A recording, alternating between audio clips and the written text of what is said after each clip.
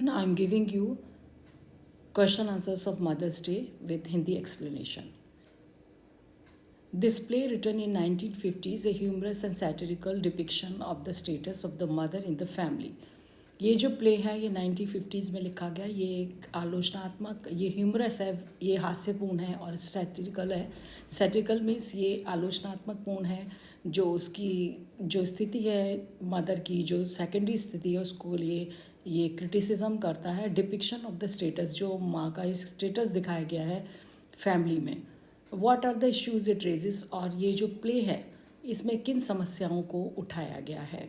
So answer, this play written in 1950s. ये जो play है ये कब लिखा गया है? 1950s में लिखा गया है. Depicts the status of the mother in the family, और ये चित्रित करता है कि माँ का परिवार में क्या स्थिति है, क्या पोजीशन है. Mothers position was really secondary and not strong in the family. जो ये 1950s में लिखा गया है तो बताया गया कि जो मदर की जो स्थिति थी वो रियली सेकेंडरी थी, not strong in the family, और ये बहुत प्रभावशालीपूर्ण नहीं थी. They were dominated not only by male but also by children in the family. और उनके ऊपर जो अपना प्रभाव जमा के रखते थे जो मेल होते थे, हस्बैंड वगैरह, और हस्बैंड या फिर जो उनके बच्चे हैं फैमिली में, वो उनके ऊपर डोमिनेट करते थे. And they were treated as sole care taker of the family. और जो मदर्स थी उनके साथ कैसा व्यवहार किया जाता था, जैसे कि वो परिवार की पूरी ही देखभाल करने वाली है. देयर पोजीशन वाज ह्यूमरस, और उनकी जो पोजीशन थी वो बहुत ही कैसी थी, हास्यपूर्ण थी, एंड सैटिरिकल, बहुत ही क्रिटिक थी. And depicted in the play, जो इसमें बताई गई है, इस प्ले में चित्रित की गई है.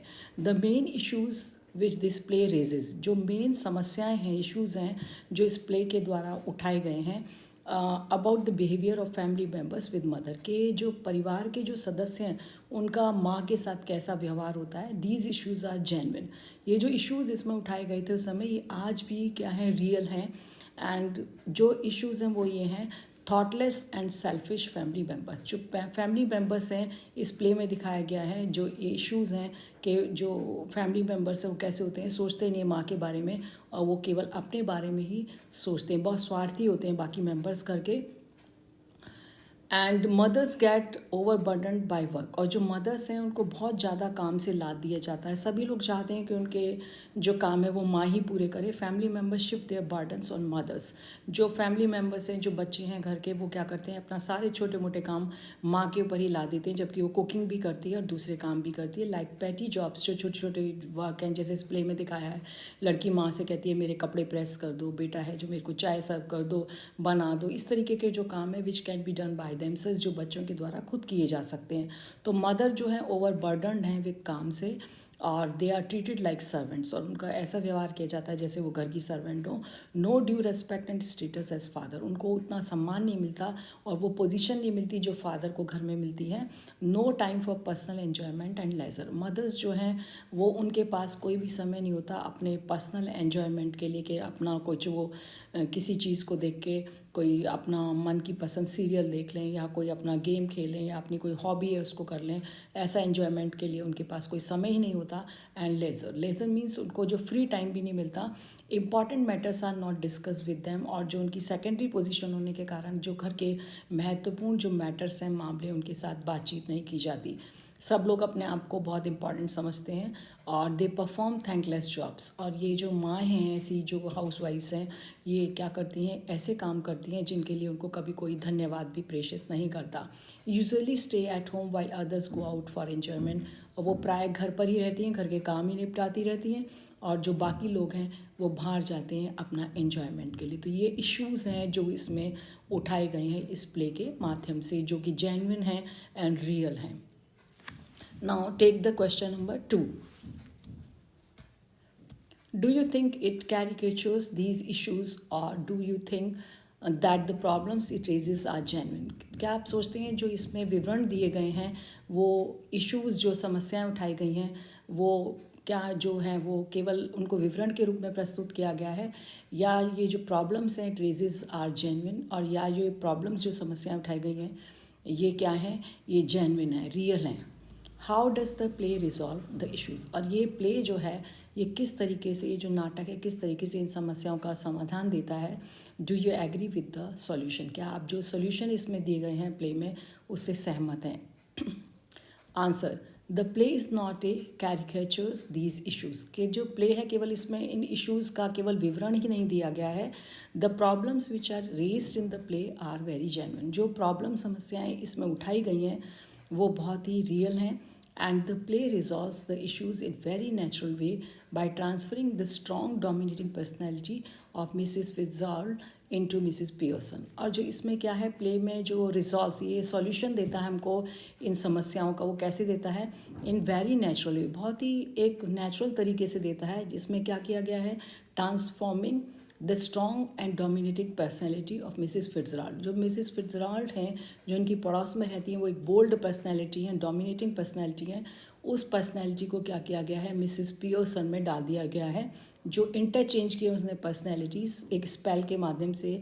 तो Mrs Pearson who is always overburden with the thankless responsibilities for the family, और मिसिस पियर्सन जो हैं वो हमेशा काम से हमेशा लदी फदी रहती हैं विथ थैंकलेस रिस्पॉन्सिबिलिटीज़, और वो ऐसी रिस्पॉन्सिबिलिटीज़ को अपने परिवार की पूरी करती रहती हैं, मेंबर्स की, जो फैमिली मेंबर्स हैं, जो कि उनके लिए कभी भी अपना कोई धन्यवाद प्रेषित नहीं करते। She is deprived of affection, उसके साथ, उन माँ के साथ जो उनका व्यवहार है बच्चों का, कोई लविंग नहीं है, केयरिंग नहीं है, स्टेटस एंड लेजर, और जो उनका वो उसको ना तो अफेक्शन मिल रहा है फैमिली मेम्बर से, ना ही उसका जो पोजीशन है वो परिवार में, उससे भी वो वंचित हैं, और उनको फ्री टाइम भी नहीं मिल रहा है, इससे भी वो वंचित हैं।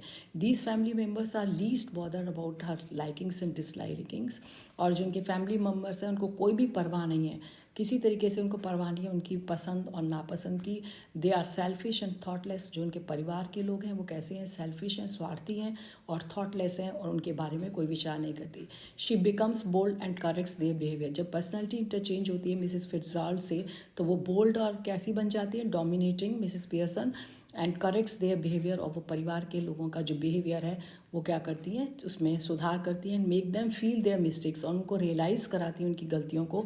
And she boldly presents her aggression, और वो बड़ी बहादुरी से अपने जो गुस्से को प्रदर्शित करती हैं to the things that irritate her, और वो चीज़ें जो उनको परेशान करती हैं, जिनसे उनको चिढ़ होती है, वो उसको क्लियरली अब बताती हैं। Yes, we are agree with the resolutions provides by the play.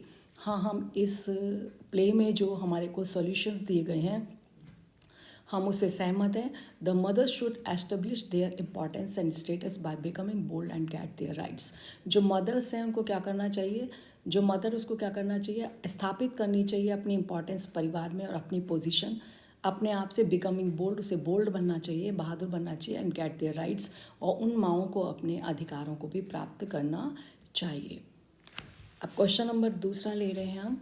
If you were right about these issues, यदि आपसे इन इश्यूज़ के बारे में, समस्याओं को के बारे में लिखने को कहा जाए आज today, what are some incidents, वो कौन से इंसिडेंट्स हैं, घटनाएं हैं, एग्जाम्पल्स, और कौन से उदाहरण हैं, द प्रॉब्लम्स और समस्याएं that you should think as relevant, और जिनको तुम सोचते हो कि वो सही हैं।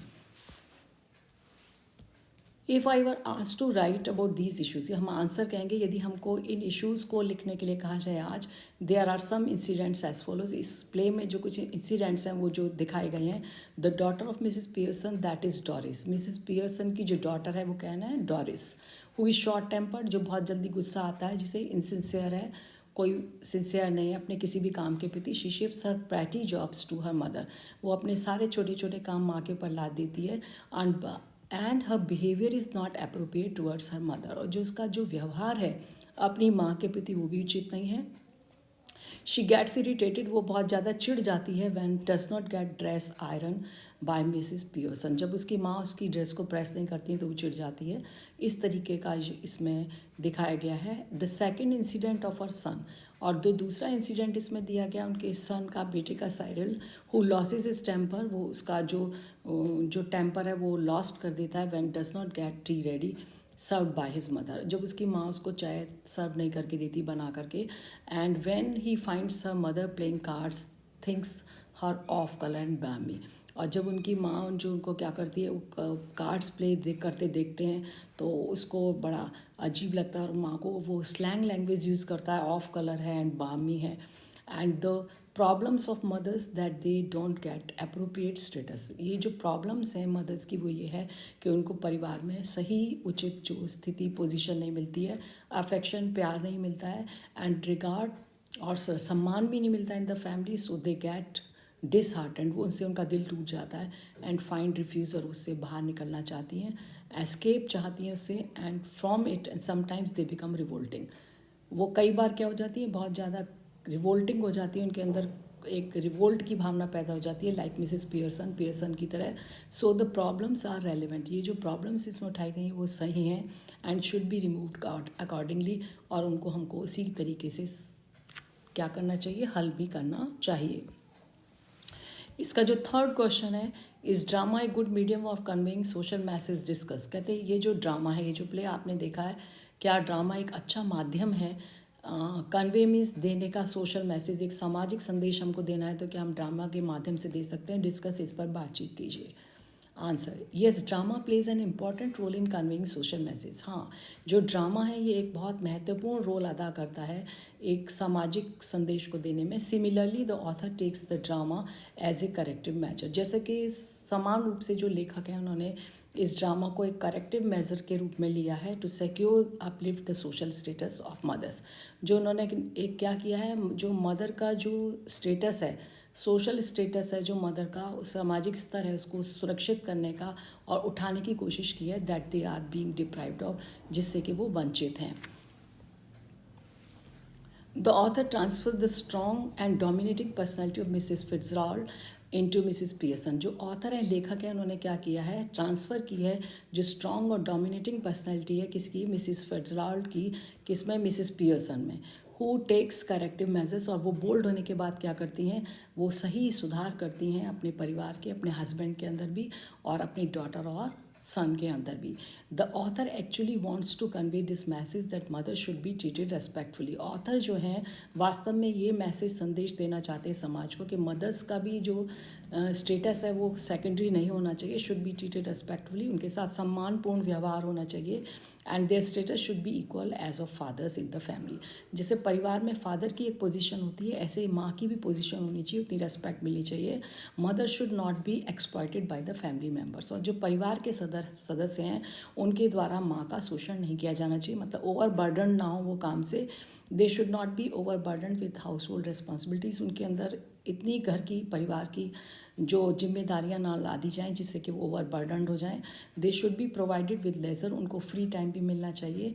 Family members should be thoughtful and thankful towards them, और जो फैमिली के मेम्बर्स हैं उनको क्या होना चाहिए, उनके बारे में सोचना चाहिए और उनको थैंकफुल होना चाहिए उनकी जो वो कार्य करती हैं उनके लिए।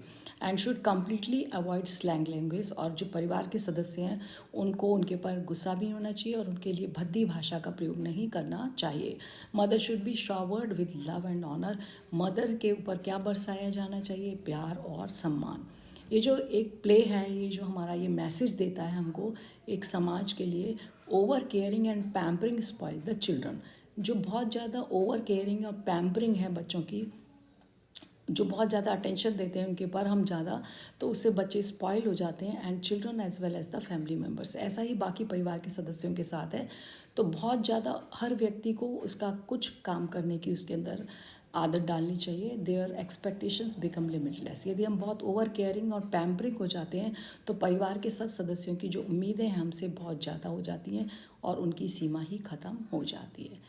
That's the end of the answer. Thank you very much. Bye bye.